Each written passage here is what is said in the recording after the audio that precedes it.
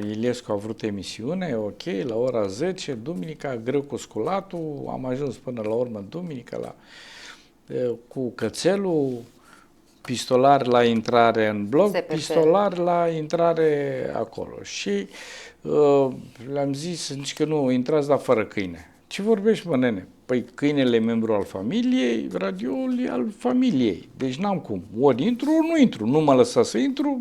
Plec acasă. Plec acasă. Nu, hai intrați că... Dar sigur nu-l mușcă pe domnul președinte, că ne pierdem, nu-l mușcă, nene, ok. Păi și jigodia asta de câine, de nu o zi, Ralf, a stat cu puța în sus, exact așa, cu labele ridicate, 2 ore.